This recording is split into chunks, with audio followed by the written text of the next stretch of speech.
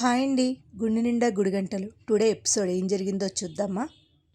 రోహిణి, రోహిణి, ఏంటమ్మా రోహిణిని పిలుస్తున్నావు? నువ్వు రోహిణివా? రోహిణిని పిలిస్తే ఏంటి అని అడుగుతున్నావేంటి? రోహిణి, చెప్పండి అత్తయ్య. ఏంటత్తయ్య, ఎన్నిసార్లు పిలవాలి నిన్ను అని అనేసరికి వెంటనే రోహిణి వస్తుంది. చెప్పండి అత్తయ్య. ఏంటత్తయ్య? పిలుస్తుంటే అర్థం కావట్లేదా? ఎంతసేపు ఎవరిని పెడితే వాళ్ళని నోటుకొచ్చినట్టు మాట్లాడతావా? అది కాదత్తయ్య, ఆవిడి శృతి వాళ్ళమ్మ నోటుకొచ్చినట్టు మాట్లాడితే ఊరుకుంటానా అని అనేసరికి, నువ్వు ఎంత మాట్లాడావో తెలుసా? ఆవిడెవరో తెలుసా? శృతి వాళ్ళమ్మ. నీ నోటికి ఎంత వస్తే అంత మాట్లాడతావా అని అనేసరికి అలా కళ్ళపు చెప్పి చూస్తుంది. నువ్వు తప్పు చేసావు కాబట్టి మాట్లాడింది. రే మనోజ్, నువ్వు పని చూసుకో, ఆఫీస్కి వెళ్ళు, నీవు షోరూమ్కి వెళ్ళు అంటుంది. ఈ లోపల రోహిణి కూడా వెళ్ళిపోతుంది. అత్తయ్య చెప్పండి అత్తయ్య అంటూ మన మీనాని పిలుస్తుంది. ఏమనుకుంటున్నావు? ఏం చేస్తున్నావు? వంట ఒక అర్థమైందా? నచ్చినట్టు చేయకు అంటుంది. ఈ లోపల మన శృతి వచ్చి వాటర్ తాగితే, శృతి, ఏంటి మీనా, ఏమైంది? ఎందుకు అలా అరుస్తున్నావు? అదేంటి శృతి అలా మాట్లాడుతున్నావు? ఇలా నువ్వు వాటర్ తాగితే నీ గొంతు ఏమన్నా అయితే ఏమవుతుంది? అసలే నువ్వు డబ్బింగ్ చెప్పాల్సిందానివి కదా.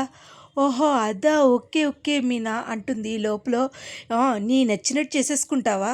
అసలు సింక్ లేకుండా వచ్చేసావేంటి రోహిణి? నువ్వు ఏంటి మాట్లాడుతున్నావు? అసలు ఏంటి? మీ అమ్మ నాకు ఫోన్ చేసింది, ఆవిడ మళ్ళీ మా అత్తయ్యకి ఫోన్ చేసింది, అత్తయ్య నన్ను తిడుతుంది. అసలు ఇంట్లో విషయాలు ఎవరైనా బయట చెప్తారా శృతి అని అనేసరికి, ఇంకా నువ్వు చిన్నపిల్లవు అనుకుంటున్నావా? అది కాదు, అవును ఆగు రోహిణి, నువ్వు ఇంట్లో విషయాలు అంటున్నావు, మరి మా తమ్ముడి విషయం అందరికీ చెప్పావు, నోటికొచ్చినట్టు మాట్లాడుతున్నావు. అయినా నీకు ఈ విషయంలో నీకు ఏ సంబంధం లేదు మీనా, నువ్వెందుకు మాట్లాడుతున్నావు? శృతి నాకు చెప్పు, ఎవరు నచ్చినట్టు మాట్లాడితే ఊరుకోను, ఏమనుకుంటున్నావో అని అనేసరికి, రోహిణి ఆగు, ఎల్లెళ్ళు, ఇంకా శృతి ఆగు, పెద్ద గొడవేటట్టుందని చెప్పేసి వెళ్ళిపోతుంది. ఎంత బలుపు మీనా, తప్పు చేసి కూడా ఇలా చేస్తుందా? అయినా ఉన్నమాటే కదా చెప్పాను నేను అంటూ శృతి కూడా అనుకుంటుంది. ఈ లోపల రూమ్లోకి వెళ్ళి అలా కూర్చుని ఆలోచిస్తూ ఉంటుంది. ఆలోచిస్తూ అందరికీ లోకు అయిపోయాను నేను అంటుంది. ఈ లోపల ఇదేంటి రాత్రి అయిపోయినా ఇంకా రాలేదు మనోజ్ అని చెప్పేసి మనోజ్కి ఫోన్ చేస్తుంది. మనోజ్ అయితే ఫోన్ తీయడు, అక్కడే కూర్చుంటాడు షోరూంలో. ఇంకా వెంటనే కూడా మళ్ళీ చేస్తుంది. అలా చాలాసార్లు చేస్తుంది. అసలు అమ్మని అడుగుదామని చెప్పేసి వాళ్ళ అమ్మకు ఫోన్ చేస్తాడు. వాళ్ళ అమ్మకు ఫోన్ చేసి, అమ్మ ఫోన్ వచ్చింది. ఏంటి ఫోన్ కూడా వచ్చిందా, నాకు చెప్పాలా? అది కాదమ్మా, రోహిణి నాకు ఫోన్ చేస్తుంది, మాట్లాడమంటావా?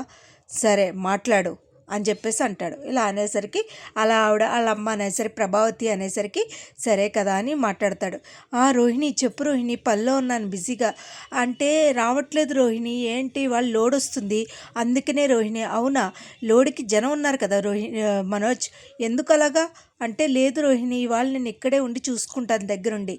సర్లే అయితే ఎప్పుడొచ్చినా నన్ను లేపు, అర్థమైందా అని అనేసరికి, సరే రోహిణి అని పెట్టేస్తుంది. ఈ లోపల మా ప్రభావతి మీనా దగ్గరికి వచ్చి, ఏం వంట చేస్తున్నావు? వంట చేసేటప్పుడు ఒక వ్యక్తికి తగ్గించి వండు, అర్థమవుతుందా? ఎంత నచ్చితే నీ వచ్చినట్టు మాట్లాడటం కాదు, నీ నచ్చినట్టు వండేయడం కాదు అంటే, ఆల్రెడీ మనోజ్ రావట్లేదన్న విషయం అత్తయ్యకి తెలుసు అన్నమాట అనుకుంటుంది రోహిణి. ఇలా రోహిణి ఉండగా మన మీనా ఇన్ని వంకాయ, ఇన్ని ఉల్లిపాయలు, ఇన్ని టమాటాలు కోస్తానంటే ఎటకారంగా మాట్లాడుతుంది. ఈ లోపల మన బాలు వస్తాడు. మీనా ఏమైంది మీనా, ఎందుకు అలా ఉన్నావు? ఆ రోహిణి విషయం అసలు ఎలా పడితే అలా ఉందండి, అత్తయ్య వాళ్ళిద్దరినీ కలవనివ్వట్లేదు. అవును మా మీనా, ఎందుకంటే తప్పు అలాంటిది కదా, అయినా మా అమ్మకు అర్థం కాదు, వాళ్ళిద్దరిని కలిసి కలవకపోతే ఏంటిది అసలు నాకు అర్థం కావట్లేదంటే, ఏదైనా అండి, మీ అన్నయ్య వాళ్ళ ఇంటికి కూడా రాలేదు, షోరూంలోనే ఉన్నాడు, అన్నం తిన్నారో లేదో, అయినా ఇక్కడ రోహిణి సంగతి నేను చూసుకుంటాను, మీ అన్నయ్య సంగతి చూసుకో, వాళ్ళు పిల్లికి కూడా బిచ్చం పెట్టరు మీనా, నువ్వు ఉన్నావు చూసావా, అందరి సంగతే ఆలోచిస్తావు అంటూ వెళ్ళిపోతాడు. చిన్న పనుంది వస్తాను మీనా అంటూ వెళ్ళిపోతాడు. ఈ లోపల మన మనోజ్ చెప్తాడు వర్కర్స్కి, నేను ఇవాళ ఇక్కడే ఉంటాను, లోడ్ వస్తే మనమే చూసుకోవాలంటాడు.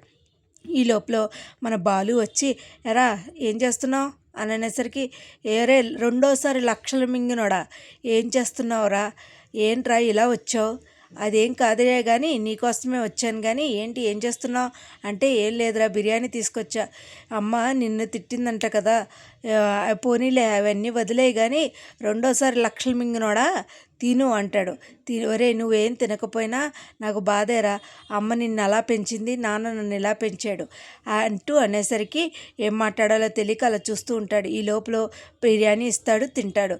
ఒరేయ్ ఇంత ప్రేమ చూపించేస్తున్నావు, నా షోరూమ్ ఏమైనా లాగేసుకుంటావా ఏంటి, నీ బుద్ధి పోనిచ్చుకోలేదురా అని చెప్పి తిడుతూ ఉంటాడు. ఈ పక్క నుంచి ఇలా ఉండగా వెళ్ళిన తర్వాత మనం రోహిణి కూడా కూర్చుంటుంది. రోహిణి కూడా మీనా పెడుతుంది. తింటావా రోహిణి అనేసరికి సరే తింటాను మీనా అంటుంది. సరే కూర్చుని తిందాం అనేసరికి ఈ రూమ్లోంచి బయటకు రాదు కదా, అత్తగారు తిట్టింది కదా, ఇంక రూమ్లోనే అలా కూర్చుంటుంది.